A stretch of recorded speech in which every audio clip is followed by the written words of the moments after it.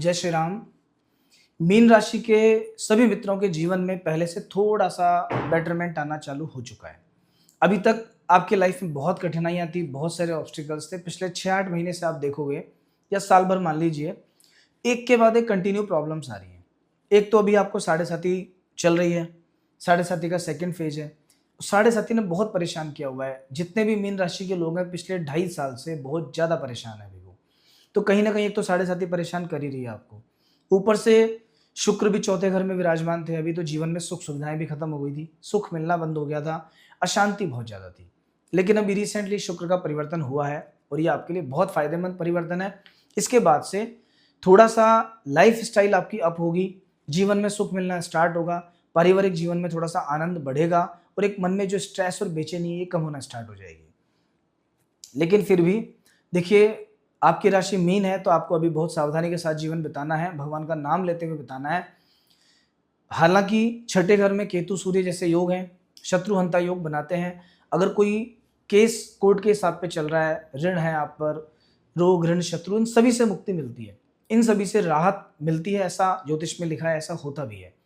लेकिन एक चीज़ और भी है, 6th हाउस में स्वराशि के सूर्य का अर्थ है कि कहीं न कहीं किसी बड़े व्यक्ति से शत्रुता मोल ले सकते हो आप। इसलिए बहुत सावधानी बरतना, बेवजह छोटी-छोटी बात के लिए किसी से लड़ना झगड़ना मत, नहीं तो कोई ऐसे व्यक्ति को आप शत्रु बना लेंगे जो बाद में जाके आपके लिए संकट का कारण बनेगा, परेशानी का कारण बनेगा। 7वें घर में मंगल है, मारक भाव में मंगल होने का अर्थ है कि एक तो जीवन साथी के स्वास्थ्य का ध्यान, उनके स्वास्थ्य पे फोकस कीजिए। कोई भी बीमारी अगर उनको है, बीपी, थायराइड, ये वो कोई सी भी समस्या, उस समस्या के लिए तुरंत डॉक्टर से कंसल्ट कीजिए और आगे बढ़िए, इलाज करवाइए। वरना क्या होगा, इस मंगल के प्रभाव से कहीं न कहीं जीवन साथी के स्वास्थ्य में बहुत गिरावट आएगी। सेकंड चीज़, शत्रुओं से सावधान, क्योंकि 7वां घर मारक भाव भी होता है। यहाँ जब मंगल होता है तो शत्रु षड्यंत्र करते हैं, परेशान करने का प्रयास करते हैं। स्पेशली बिजली से, अग्नि से या रक्त बहने से व्यक्ति को परेशानी होती है। तो ऐसी सभी समस्याओं से बच के रहना। रक्त विकार, गर्मी के रोग, अल्सर, पाइल्स, ये सब प्रॉब्लम्स बड़ी हो सकती हैं, पहले से बढ़ सकती हैं। थोड़ा-सा मतलब आपको दिक्कतें बढ़ सकती हैं आपकी अभी। अभी इस महीने की अगर मैं बात करूँ तो अभी सूर्य छठे घर में आ चुके हैं, स्वराशि के सूर्य हैं, बहुत अच्छा योग है। एक तरीके से शत्रुओं के मामले में या कोर्ट कचहरी के मामले में आपको रिलीफ देगा। छठा घर कॉम्पिटिशन का भी होता है। अगर आप कोई एग्ज़ाम देने जा रहे हो, कोई एग्ज़ाम आपका है और उसके रिजल्ट के वेट कर रहे हो, तो बहुत अच्छा रिजल्ट उसका आ सकता है। कॉम्पिटिशन में विजय प्राप्त होने के योग हैं। मेहनत थोड़ी-सी मिलानी पड़ेगी। भाग्य आपके साथ है पर मेहनत थोड़ा-सा आपको भी मिलाना पड़ेगा। मीन राशि के मालिक होते हैं बृहस्पति। देवगुरु बृहस्पति के पास धनु और मीन 2 राशियाँ हैं और राशि स्वामी जब बढ़िया होता है तो व्यक्ति का स्वास्थ्य ठीक होता है, मन ठीक होता है, उत्साह बढ़ा रहता है। अभी क्या है कि बृहस्पति चतुर्थ भाव में गोचर कर रहे हैं। चौथे घर में जो बृहस्पति का गोचर है वो भी बुध की राशि से, बहुत अच्छा नहीं है। चतुर्थ भाव में बृहस्पति पीड़ा भी देते हैं।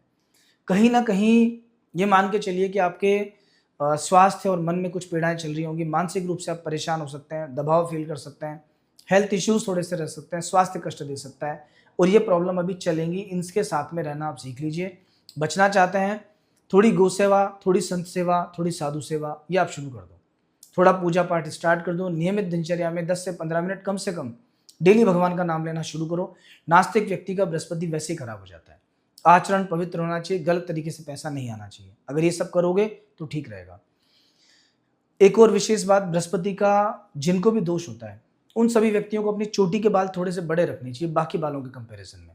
ऐसा नहीं कि चोटी रखनी है, पर हल्के से बड़े रखना है। पीले रंग का तिलक लगाना है, भले ही वो तिलक बाद में मिट जाए या नहीं दिखे, पर एक बार सुबह-सुबह लगाना है। इससे बृहस्पति ठीक होगा। अपने खाने में से 1 रोटी डेली गाय को देना स्टार्ट कर दो। फिर उसके बाद आप देखना, कैसे आपके जीवन में सुख शांति आती है, सब ठीक रहता है। अभी नौकरी पेशा व्यक्ति के लिए तो सब कुछ ठीक है। आपके जॉब में, काम में, नौकरी में उन्नति मिलेगी आपको। काम बढ़ेगा, काम को एप्रिशिएट किया जाएगा, मैनेजमेंट में आप अच्छे लेवल पे जाएँगे। अगर कोई प्रमोशन या इंक्रीमेंट होने वाला है आपका, तो ज़्यादा उम्मीद है कि वो आपके पक्ष में जाएगा, आपके फ़ेवर में जाएगा और वो काफ़ी हद तक आपके लिए पॉजिटिव रहेगा।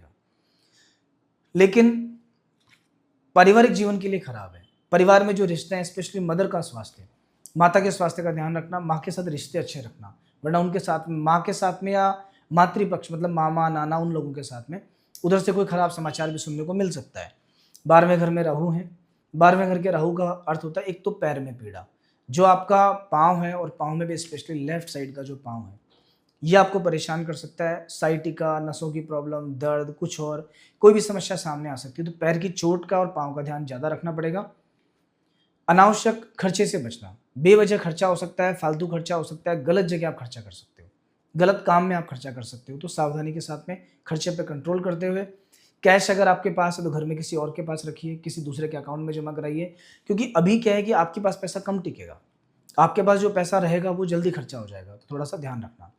शनि की साढ़े साथी का सेकंड फेज है, छाती पे भी साढ़े साथी चल रही है। ऐसी सभी बीमारियां जो कफ से होती हैं, कफ एंड कोल्ड जो होते हैं ना, छाती के रोग हैं, सर्दी खांसी जुकाम कफ कोल्ड, ये बीमारियां हो गई तो लंबे टाइम चलेंगी आपको।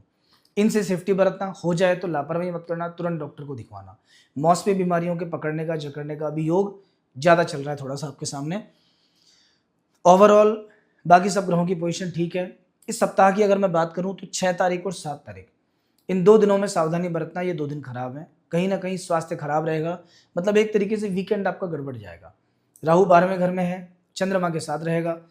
जो भी डिसीजन इन 2 दिनों में ले लिया आपने वो उल्टा पुल्टा जाएगा, उसका फाइनल रिजल्ट अच्छा नहीं रहेगा, मन में बड़ी अशांति रहेगी। तो 6 तारीख और 7 तारीख जो अंतिम दिन है, शनिवार और रविवार, इन 2 दिनों में शांति के साथ समय निकालना। नया कुछ मत कर लेना, कोई इन्वेस्टमेंट मत कर देना, किसी को कोई कमिटमेंट मत कर देना। 2, 3, 4 और 5, ये 4 दिन बहुत अच्छे हैं। इन 4 दिनों में जो भी काम करोगे उसका फाइनल रिजल्ट अच्छा निकल के आएगा। ये काम आगे जाके सफल होगा। अगर कोई इन्वेस्टमेंट करना है, पैसे की प्लानिंग करनी है, कुछ और करना है, वो सब काम काज इन 4 दिनों में किया जाएगा तो उसका बेहद अच्छा रिजल्ट आपको देखने को मिलेगा। तो दोस्तों, ओवरऑल सभी कुछ ठीक है। एक विशेष बात, बृहस्पति का, क्योंकि ये लग्न है, मीन लग्न, अगर आप चाहते हो आपके जीवन में सुख शांति बनी रहे, प्रतिदिन अपनी दिनचर्या में थोड़ी विष्णु भगवान की पूजा शामिल कर लो। या तो आप विष्णु सहस्त्र नाम का पाठ चालू कर लो या नारायण कवच शुरू कर दो। कुछ भी नहीं तो आप ओम नमो भगवते वासुदेवाय इस मंत्र का जप किया करो। और अगर साल में 1-2 बार आप सत्यनारायण भगवान की कथा करवा सकते हो, वो कथा करवाना चालू कर दो। विष्णु भगवान आपकी इष्ट आराध्य देव हैं, उनकी कृपा से सारा काम होगा। वर्ष में 1-2 बार आप किसी गौशाला में जाना चालू कर दो। देखिए, जब पुण्य प्रबल होता है तो पाप कम हो जाता है, पाप कम हो जाता है तो कष्ट कम हो जाता है। बस इतना सा फॉर्मूला है, तो ये काम आप कीजिएगा, इससे आपका जीवन बहुत अच्छा रहेगा। राशिफल पसंद आता है तो जय श्री राम कमेंट में लिखिए, चैनल को सब्सक्राइब कीजिए। नेक्स्ट वीक फिर आपसे मिलेंगे, तब तक के लिए जय जय श्री राम।